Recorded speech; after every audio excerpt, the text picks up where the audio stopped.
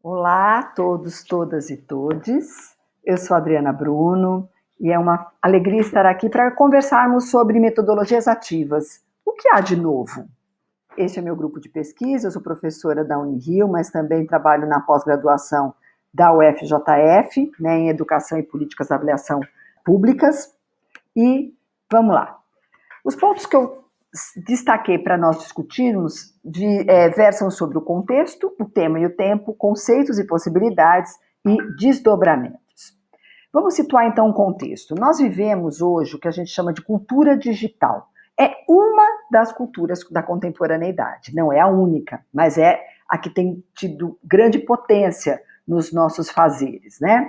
Existe um teórico que eu gosto muito, que é o Charlie Geer, e ele é um professor britânico, e ele nos alerta, né, que é preciso entender que a tecnologia digital, essa que nós usamos com os nossos tablets, computadores, smartphones, ela, na realidade, é um produto da cultura digital, e não o contrário, né? Às vezes a gente tende a entender o contrário, então eu não vou me ater muito a isso, mas eu acho que é importante. E a cultura digital, ela evidencia uma relação muito intensa entre mudanças no pensamento, formas diferentes de se expressar, de consumir, de produzir conhecimento e informações, e alguns desdobramentos disso estão na cultura do software livre, nas licenças livres ou proprietárias, como a gente chama, e no uso tático do que a gente chama de mídias para atividades plurais. Então, essa cultura, né, digital, eu gosto de trabalhar com a ideia de cultura digital ou cibercultura, porque eu entendo que há uma aproximação entre essas duas ideias, né, essas duas culturas na realidade. Ela, para o campo da educação, além desses aspectos que eu já levantei, ela vai trabalhar com o desenvolvimento de autorias, chamando para oportunidades e possibilidades de cocriação e, portanto, ampliando os espaços de sala de aula, né, e contextos diversos e múltiplas culturas, né, como a gente costuma dizer. Mas e a metodologia ativa, né, que é o foco, né, da nossa conversa?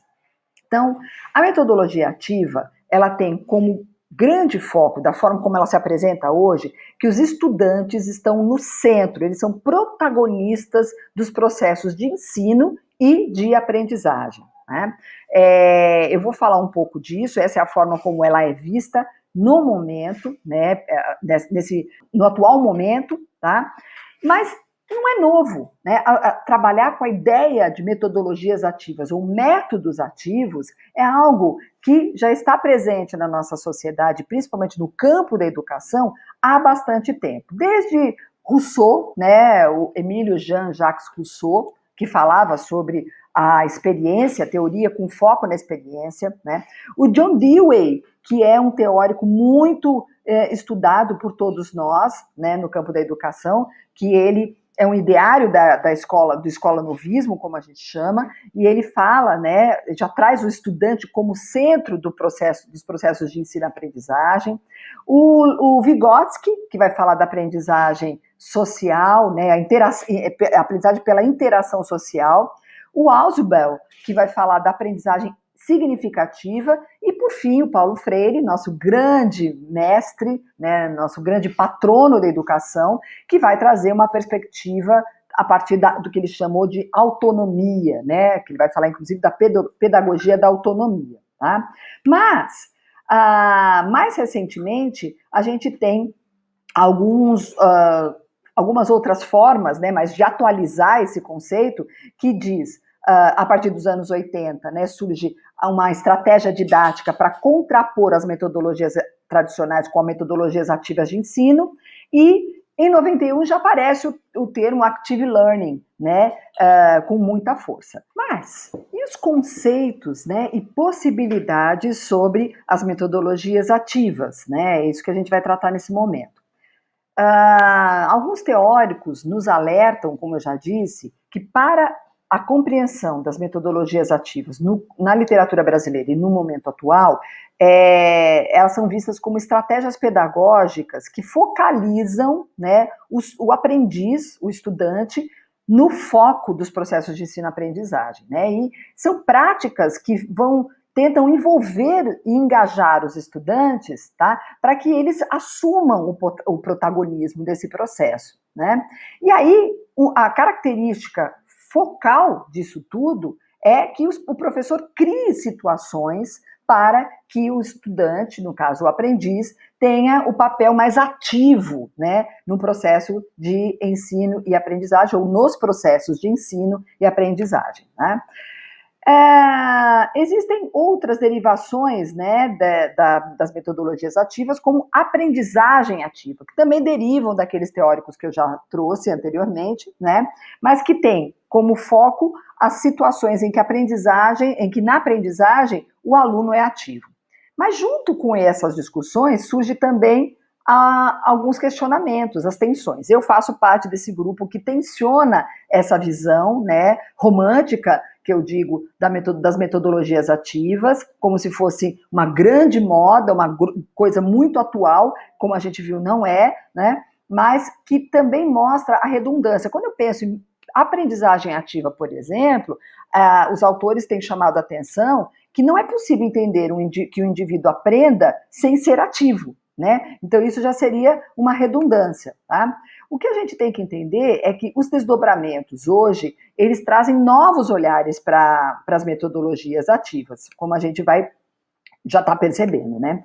E uma questão que eu trago para a gente pensar junto me parece estranho, né, que uma metodologia, estratégias criadas pelo professor, tá, faça com que o aluno seja mais ativo. Ou seja, quando o professor cria a metodologia e estratégia, ele é o centro. Ele é o detentor desse poder e desse saber, né? Então, falar que a metodologia ativa faz o aluno mais ativo, sendo que quem tem que fazer o aluno mais ativo é o professor, além de redundante, me parece um pouco incoerente, né? Não seria mais coerente, então, a gente pensar que todo esse processo fosse discutido, articulado, co-criado por ambos, né? Professores e estudantes, e não tendo um protagonista, no caso, né? O aluno ou os estudantes, tá? Então, eu acho que essa é uma questão para a gente pensar. Por conta disso, é que eu entendo que as metodologias ativas, elas devem promover não o protagonismo ou o desequilíbrio de uma balança, mas parcerias, colaboração e integração entre docentes e discentes, entre professores e alunos. Algumas implicações desses processos se fazem por meio do que a gente chama na cultura digital por blended learning ou ensino, eu não gosto da palavra ensino porque foca de novo no professor, mas ensino híbrido, né? E aí eu acho que esse processo, né, que eu gosto de falar de educação híbrida, porque integra todos os atores desse processo, implicados nesse processo, o desdobramento disso, as implicações desse processo são o desenvolvimento de autonomia, autoria, problematização, trabalho colaborativo em equipe, inovação. Inovação no sentido de eu tornar a fazer algo novo na minha prática, né? O que é inovador para a minha prática não necessariamente é para a prática sua que está me assistindo ou de outra pessoa, tá? Mas a gente também tem que lembrar que a didática, eu sou professora de didática e eu acho que é importante chamar atenção para isso, já trazia estratégias do que a gente chama hoje de metodologias ativas, como aula expositiva, dialogada, criação de portfólios, elaboração de mapas conceituais, brainstorm, júri simulado, fora, ou seja, a gente já falava disso, né? Mas o que a gente pode falar um pouco mais hoje sobre que estratégias são essas que são trazidas das metodologias ativas dentro de uma perspectiva de integrar docentes e discentes, né, professores e alunos nesse processo. Há hoje, né, algumas outras estratégias que são mais associadas às metodologias ativas, né, e aí eu trouxe algumas delas para que a gente possa conversar, né. A primeira é a aprendizagem baseada em projetos, né? Isso também não é novo para nós educadores, né? A gente já trabalha com a ideia de projetos, né? E hoje ela assume um lugar especial no campo da educação e é para alguns, né, trazida como uma grande novidade, mas não é, né? A gente tem muita gente trabalhando com essa proposta, né, de trabalho por projetos, escolas, inclusive, que se dedicam a isso de uma forma muito intensa, e aí eu indico o filme Quando Sinto Que Já Sei, que são escolas muito inovadoras, que estão fazendo um trabalho bem bacana e que usam muito a ideia de projetos. Outro foco, a aprendizagem por meio de jogos, né? A gente fala da gamificação, né, nos processos de ensino e de aprendizagem, ou seja, na sala de aula, e isso também tem ganhado muita força por conta das tecnologias digitais em rede que nós temos hoje, né?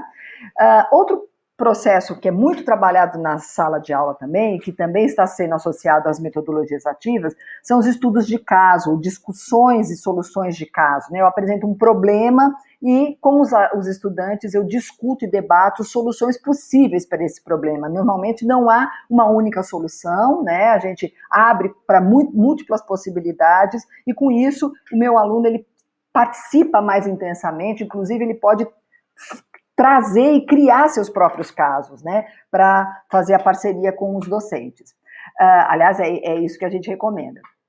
Trabalho em equipe ou aprendizagem colaborativa, a gente tem falado muito sobre isso, né, ou seja, o quanto que aquele processo individualizado, né, focado num aluno especificamente, hoje a gente percebe que o trabalho em equipe ele é muito mais rico, muito mais elaborado, inclusive muito mais complexo de ser desenvolvido, né? Não só pela necessidade de aprender, fazer parceria, mas aprender múltiplas possibilidades, desde o manuseio e domínio tecnológico, né, das tecnologias e recursos disponíveis, mas também dos múltiplos conteúdos e recursos, fazer entrevistas, trabalhar com enquetes, mais a pesquisa, enfim, que aí entra também junto com isso a aprendizagem baseada na investigação, ou seja, o quanto que o trabalho de pesquisa ele faz com que não só a equipe se articule, mas o professor também como um co-gestor, né, um coautor desse processo, trabalhe junto com os estudantes, né? E aí, claro que eu não faço pesquisa sem o problema, né, sem problematizar o que eu estou investigando. Então, a metodologia da problematização, ela é desenvolvida junto com essa ideia de aprendizagem baseada em pesquisa, né? Pode ser separado, mas a ideia é muito próxima, então eu gosto de trabalhar junto.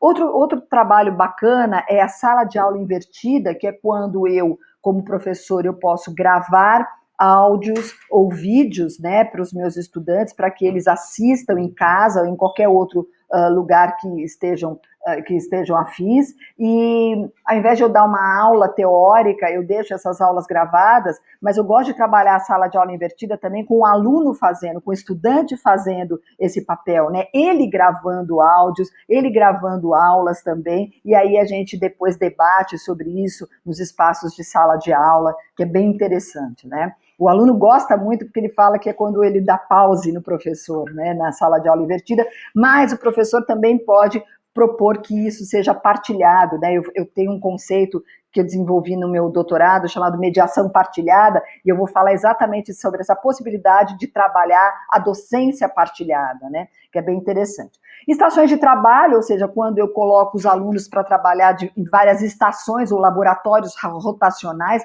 cada um está fazendo uma coisa e depois eu vou rodiziando, né? Cada um vai assumindo um outro papel naquele trabalho que depois fica um trabalho coletivo e grande, mas ele também pode passar pelas estações para desenvolver algo mais específico. E, portanto, a gente está trabalhando com a perspectiva de projetos interativos.